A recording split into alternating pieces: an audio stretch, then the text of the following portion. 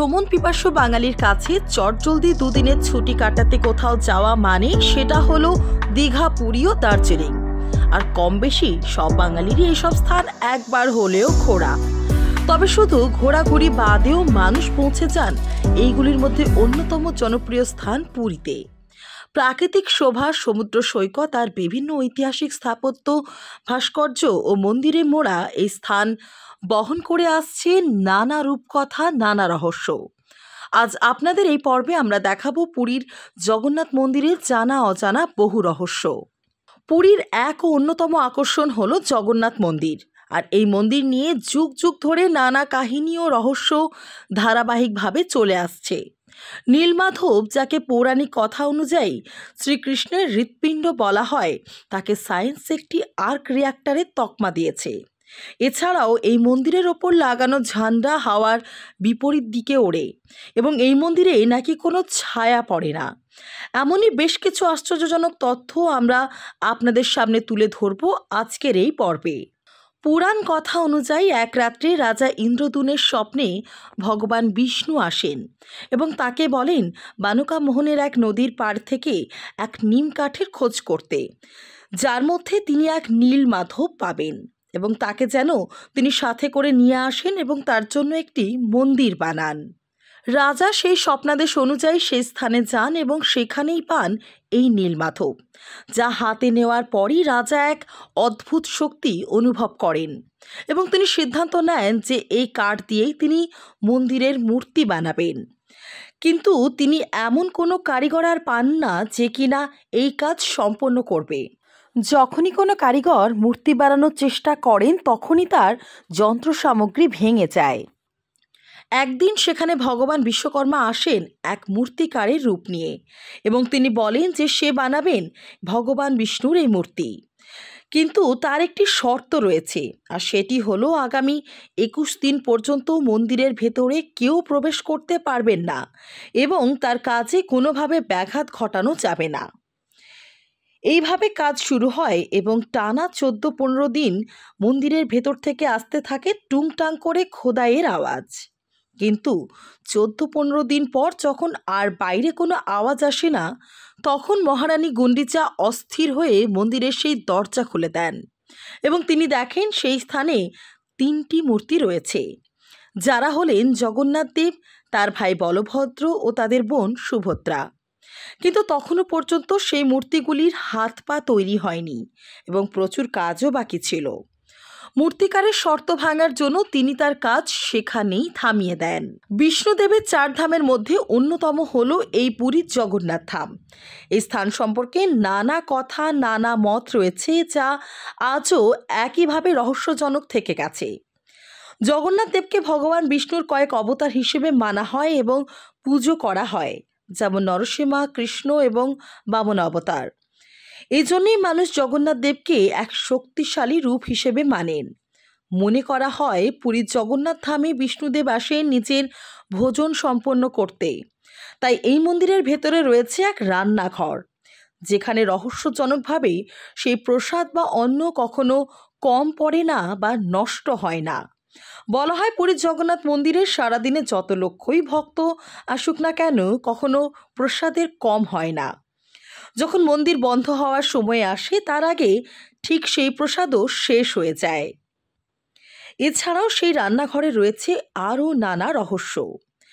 জানা যায় আজও পর্যন্ত সেই রান্নাঘরে একইভাবে কাঠের চালে রান্না হয় এবং সেই রান্নারও রয়েছে এক বিশেষ পদ্ধতি। মাটির বাসনে এই রান্না করা হয় এবং এই রান্নার বিশেষ পদ্ধতিটি হলো একটি মাটির হাঁড়ির ওপর আরেকটি হাঁড়ি বসানো হয় এবং এইভাবেই 7টি হাঁড়িকে একসঙ্গে রান্নার সামগ্রী দিয়ে আগুনের ওপর বসানো হয়। এবং এর মধ্যে সবচেয়ে আশ্চর্যজনক ঘটনা হলো যে সবথেকে ওপরে যে হাঁড়িটি বসানো থাকে, সবার প্রথম রান্না হয় সেই হাঁড়িটি এবং সবচেয়ে নিচে, অর্থাৎ যেটি কিনা আগুনের থেকে সবচেয়ে কাছে থাকে, সেই হাঁড়ির রান্না শেষ হয় সবার শেষে।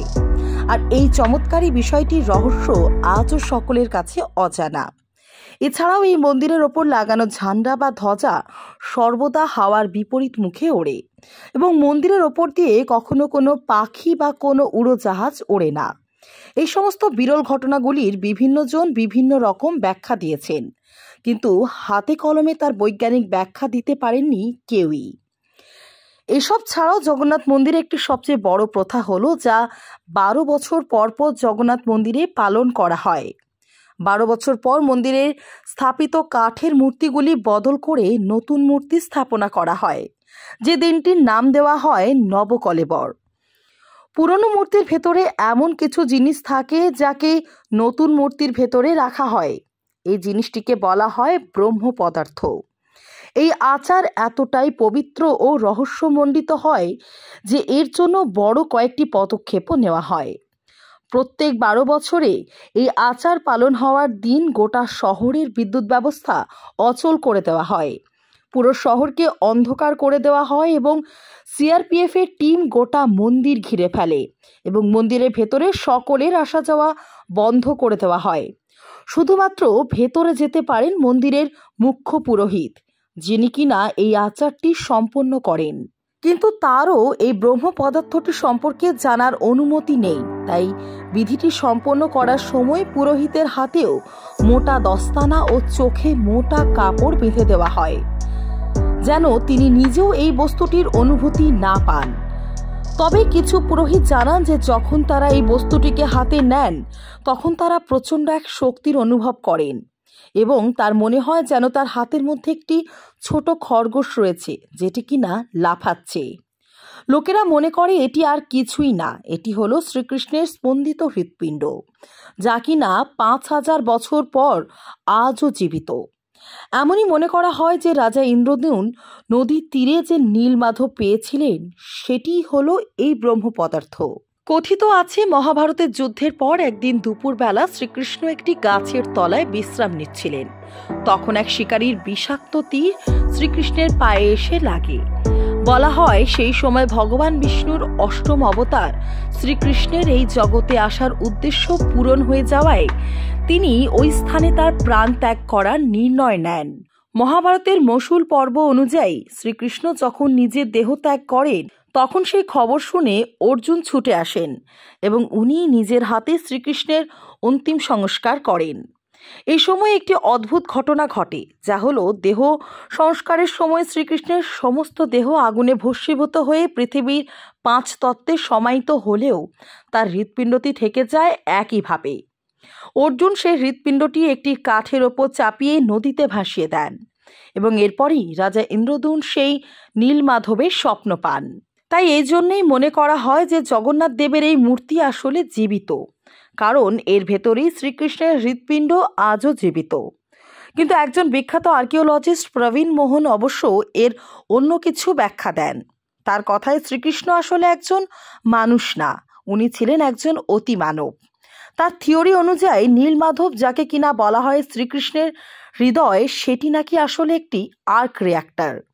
এ হলো এমন একটি ডিভাইস যেটা কিনা ভয়ানক পরিমাণে এনার্জি সৃষ্টি করার ক্ষমতা রাখে এবং এও ব্যাখ্যা করে বলা হয় যে এই জন্যই জগন্নাথ দেবের মূর্তির কাঠ দিয়ে তৈরি, কারণ কাঠের মাধ্যমে বিদ্যুৎ পরিবাহিত হতে পারে না এবং যখন ওই বস্তুটিকে মূর্তির বাইরে বের করা হয় তখন যেন এটি শক্তির সঞ্চার করতে না পারে, তাই জন্য গোটা শহরের বিদ্যুৎ ব্যবস্থা অচল করে দেওয়া হয়। जब जीवन की हो नई शुरुआत तो श्री बालाजी फैशन है आपके साथ। ब्राइडल एथनिक वेयर के लिए आसनसोल में जाना माना नाम श्री बालाजी फैशन। दुल्हन के लिए खूबसूरत रंगों का लहंगा और आकर्षक गाउन, दुल्हन की बहन को खूबसूरत बनाए लहंगा फ्रॉक, दुल्हे के लिए मान्यवर के विविध रंगों वाले sherwani ethnic wear, fashionable men's suit से मिले दुल्हे के भाई को नया लुक, वेडिंग और पार्टी के लिए कढ़ाईदार बनारसी और सिल्क साड़ियाँ। तो देर किस बात की, आज ही आए श्री बालाजी फैशन, हर घर की पसंद, GT road opposite Subhash cinema, Asansol. তবে স্থানীয় লোকেরা মনে করেন যে যদি কেউ সেই ব্রহ্ম পদার্থকে খালি হাতে স্পর্শ করে বা খালি চোখে দেখে ফেলে তার নাকি সঙ্গে সঙ্গেই মৃত্যু হয়। সেখানকার মানুষেরা এও মনে করেন যে মন্দিরের ওপর লাগানো ধ্বজা যদি প্রত্যেক দিন সন্ধেবেলা বদল করা না হয় তাহলে মন্দির নাকি 18 বছরের জন্য নিজে থেকে বন্ধ হয়ে যাবে।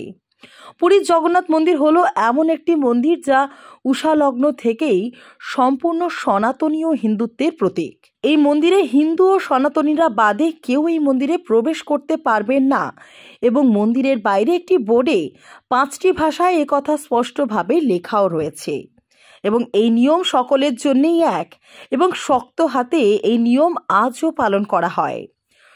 শোনা যায় ইন্দিরা গান্ধী, রবীন্দ্রনাথ ঠাকুর, মহাত্মা গান্ধী ও বি.আর. আম্বেদকর এনাদেরকেও একসময় এই মন্দিরে ঢুকতে দেওয়া হয়নি, কারণ তাদের সাথে যারা ওই মন্দির দর্শনে গেছিলেন তারা হিন্দু ছিলেন না।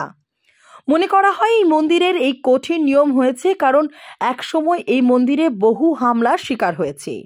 ফিরোজ শাহ তুগলক, ইসমাইল গাজী, মুকাররম খান, অরঙ্গজেবের মতো মুঘল রাজারা, ব্রিটিশরা এবং আরও অন্যান্য অহিন্দু রাজারা এই মন্দিরে বিভিন্ন সময়ে হামলা চালায়।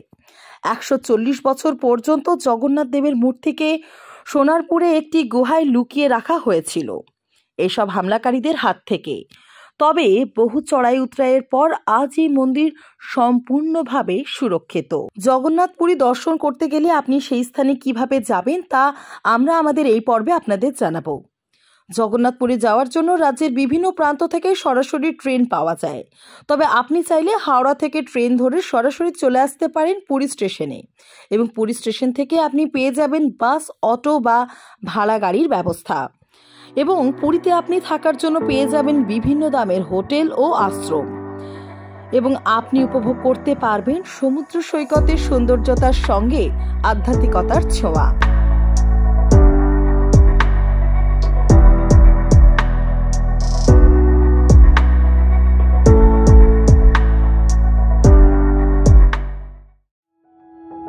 जब जीवन की हो नई शुरुआत तो श्री बालाजी फैशन है आपके साथ। ब्राइडल एथनिक वेयर के लिए आसनसोल में जाना माना नाम श्री बालाजी फैशन। दुल्हन के लिए खूबसूरत रंगों का लहंगा और आकर्षक गाउन, दुल्हन की बहन को खूबसूरत बनाए लहंगा फ्रॉक, दुल्हे के लिए मान्यवर के विविध रंगों वाले sherwani, ethnic wear, fashionable men's suit से मिले दुल्हे के भाई को नया लुक, वेडिंग और पार्टी के लिए कढ़ाईदार बनारसी और सिल्क साड़ियाँ। तो देर किस बात की, आज ही आए श्री बालाजी फैशन, हर घर की पसंद, GT road, opposite Subhash cinema, Asansol.